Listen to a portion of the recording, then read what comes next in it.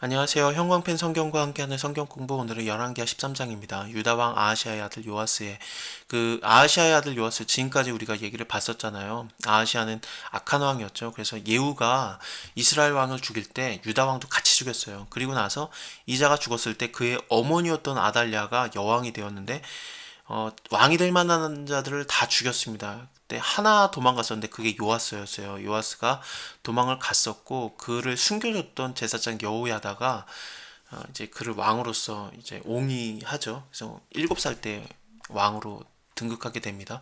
그러니까 처음에는 잘했어요. 제사장 여호야다의 교훈을 받을 동안에는 여호와 보시기에 정직히 행하였고 여호와의 전에 갈라진 곳들을 수리하는데 온갖 노력을 했던 왕입니다. 근데 막판에는 잘하지 않아요. 여기는 나오지 않지만 역대하에서는 그가 막판에 아세라 묵상을 만들어서 섬겼다라는 식으로 나와요. 그래서 여호야다 제사장인 여호야다의 아들이 와가지고 그러면 안 된다라고 이렇게 충고를 하지만 그 말도 듣지 않고 전쟁도 나고 그래도 하나님 안 찾고 부상을 당해서 있을 때에도 하나님 안 찾고 결국에는 자기의 신복에게 좀 암살을 당하는 식으로 죽습니다. 그가 아직 죽지 아니하였을 때 23년 차에 예후의 아들 여호아스가 사마리아에서 이스라엘 왕이 되어서 17년을 치리하였습니다. 여기 유다에는 아직 요아스가 안 죽었을 때 얘기를 하고 있는 겁니다. 북이스라엘에서 이 자가 왕이 되었는데 근데 여호와 보시기에 악을 행하고 이스라엘로 범죄케 한 느밧의 아들 여로보암의 죄를 쫓고 떠나지 아니한 거예요. 열왕기 상하에서 가장 중요하게 보는 거는 그가 다윗의 길을 쫓아서 하나님의 말씀을 따랐는가 아니면은 느밧의 아들 여로보암의 죄를 쫓아서 결국에는 하나님을 떠났는가 그걸 보거든요. 여로보암의 죄가 뭐였냐면은 단에 그리고 베델에 하나씩 금송아지를 만들어 가지고 거기다 뒀어요. 그리고 이게 바로 너희를 애굽에서 인도해낸 여호와니까 예루살렘으로 가서 예배드릴 필요 없다. 여기다 예배드리면 된다. 그런 식으로 했거든요. 이스라엘 사람들은 뭐 왕이 그렇다고 하니까 이게 하나님을 섬기는 방법인가 보다. 그리고 그걸 섬겼던 거예요. 하나님을 섬기는 줄 알았는데 그건 하나님이 아니었던 겁니다. 왜냐하면 인간이 만든 하나님은 당연히 하나님이 아니죠. 하나님이 인간을 만들었지. 하나님이 창조자신데 근데 인간의 손으로 만들어진 신이라니 이게 말이 안 되잖아요. 근데 이스라엘 사람들이 잘못된 길로 가는 거예요. 죄를 따라가게 만드는 것에 범죄케 하는 걸로 이렇게 왕이 이끌었던 겁니다. 하나님이 당연히 노를 바라시고 아람 왕을 들어서 하사엘과 베나닷에게 붙이시는데 하사엘은 엘리사를 통해서 왕이 된 자죠. 엘리사가 얘를 만난 다음에 아람 왕인데 얘를 만난 다음에 너가 왕이 된다고 하나님이 나한테 가르쳐줬다. 그리고 계속 빤히 쳐다보잖아요. 부끄러울 정도로 쳐다본 다음에 막 울어요. 너를 통해서 이스라엘 사람들이 많이 죽는 것이 내가 지금 보고 있다. 그래서 슬퍼하는데 어쨌든 그 말을 듣고 나서 자기의 주인인 왕을 죽이고 반역을 일으켜서 왕을 죽이고 자기가 왕으로서 등극했던 자가 하사엘입니다. 엘리야 때부터 사실은 이게 예언이 됐었어요. 엘리야가 혼자 내가 하나님 믿고 있습니다. 그러니까 너가 지금 가서 기름을 부어라. 아람 왕 하사엘에게 기름 붓고 또 엘리사라는 자를 만나서 그 이름 부어서 너를 대신하게 하고 또 예후에게 기름 부어서 그가 이스라엘의 왕이 되게 하라 그랬는데 엘리야는 엘리사한테만 기름 붓고 하늘로 올라가 버려요. 그래서 엘리사가 예후랑 그리고 아람 왕 하사엘을 만나서 그들이 왕이 되는 것을 좀 도와줬던 거죠. 아람 왕이 이스라엘을 학대하는데 근데 하나님께 간구를 해요.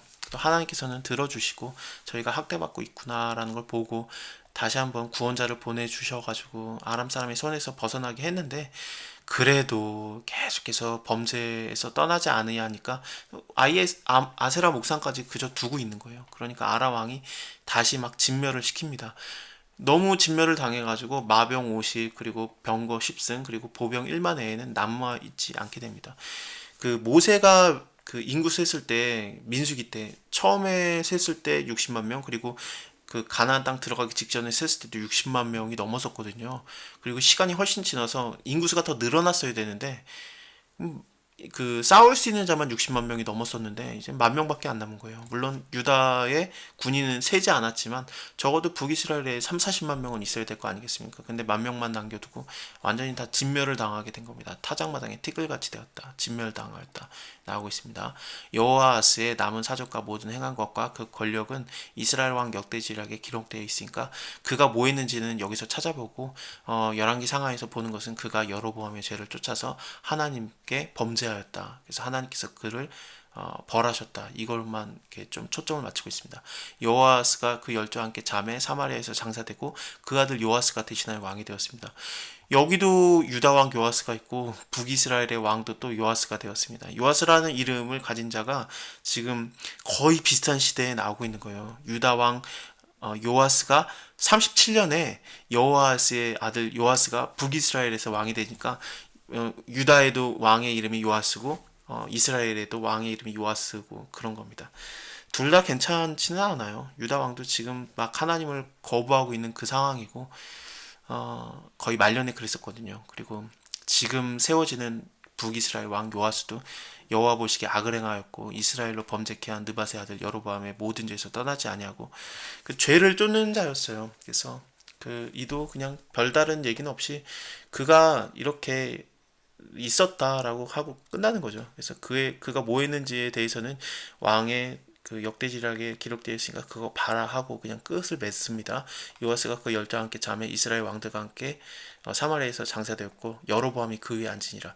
이 여로보암은 느밧의 아들 여로보암하고 이름이 똑같잖아요. 근데 이래서 이 사람을 좀 구분하기 위해서 여로보암 2세라는 단어를 사용합니다. 여로보암이라는 자가 또 생겼습니다. 엘리사가 죽을 병에 들었어요. 이스라엘 왕 요아스가 아직 그 왕이 된 지 얼마 안 된 그 요아스죠.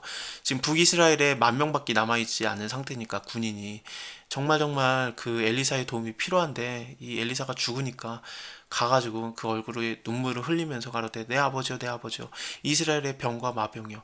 엘리야가 죽는 게 아니라 하늘로 올라갈 때도 엘리사가 이 말을 했었습니다. 이스라엘의 병과 마병이요 그랬었는데 엘리사도 죽기 직전에 이 얘기를 요아스를 통해서 듣고 있습니다.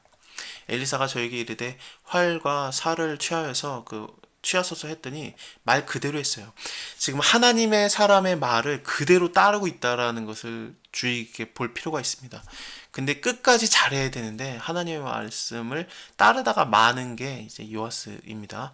일단 볼게요. 이스라엘 왕에게도 말하되 왕의 손으로 활을 잡으소서 했더니 또 손으로 잡았어요. 엘리사가 자기의 손으로 왕의 손을 안찰하고 가로되 동편 창을 여소서 했더니 열었습니다. 엘리사가 또 가로되 쏘소서 했더니 쐈어요. 이제 하나님의 사람이 시킨 대로 다 하고 있는데 그러니까 이제 가르쳐줘요. 이게 무슨 뜻이냐? 여호와의 구원의 살 곧 아람에 대해서 구원의 살이니 왕이 아람 사람을 진멸하도록 아벡이라는 곳에서 칠 겁니다. 이렇게 가르쳐줬습니다. 또 가로되 살들을 취하소서 했더니 취했어요. 엘리사가 또 이스라엘 왕에게 이르되 땅을 치소서 했는데 3번 치다가 그만 그친 거예요. 하나님의 말씀을 잘 따르고 있다가 갑자기 그만두는 것 같은 이 단어를 씁니다. 그쳤다라는 말을 쓰는데 그러니까 화를 내는 거죠. 하나님의 사람이 노하여 가로되 왕이 한 대여섯 번 치지 왜 3번만 쳤습니까? 대여섯 번 쳤으면 왕이 아람을 완전히 진멸했을 건데 이제 3번만 쳤으니까 당신이 3번만 그들을 이길 수 있습니다라는 얘기를 해줍니다. 하나님 말씀 잘 따르다가 하나님의 사람의 말하는 대로 잘 행하다가 갑자기 하다가 많은 듯한 그런 느낌이 드는 단어가 여기 그치다라는 단어로 있었습니다. 엘리사가 죽었고 장사되어서 해가 바뀌어서 모압의 그런 약탈자들이 그 엘리사가 죽어서 장사된 거기를 이제 침범에 들어온 거죠. 마침 사람을 장사하려고 하는 사람들이 그 약탈자들을 보고 시체를 자기도 당할까봐 그냥 이렇게 던져버린 거예요. 근데 그 던진 곳이 엘리사의 묘실에다가 던진 겁니다. 시체가 엘리사의 뼈에 닿았더니 그 시체가 회생하여서 일어선 겁니다. 엄청난 일이 일어나게 되는데 이것은 엘리사가 했던 말이 반드시 이루어질 거라는 것을 좀 보여주는 듯한 그런 뉘앙스가 있습니다. 여호아스의 시대에 아람 왕 하사엘이 항상 이스라엘을 학대하였으나 여호와께서 아브라함과 이삭과 야곱으로 더불어 세우신 언약을 인하여서 이스라엘에게 은혜를 베풀어 긍휼히 여기시고 권고하시고 멸하기를 즐겨하지 아니하시고 이때까지 자기 앞에서 쫓아내지 아니하셨더라. 하나님은 오래 참으시는 하나님이고 언약을 기억하시고 반드시 이루시는 하나님이기 때문에 하나님 말씀하신 거 반드시 이루어지고 그게 보시기 좋은 거잖아요. 빛이 있으라 하심에 빛이 있었고 보시기 좋았던 것처럼 하나님이 언약을 세우셨으면은 그것을 이루시기 위해서 계속해서 참으시는 거죠. 그리고 아람 왕 하사엘이 죽고 그의 아들 베나다시 대신하여서 왕이 되었습니다.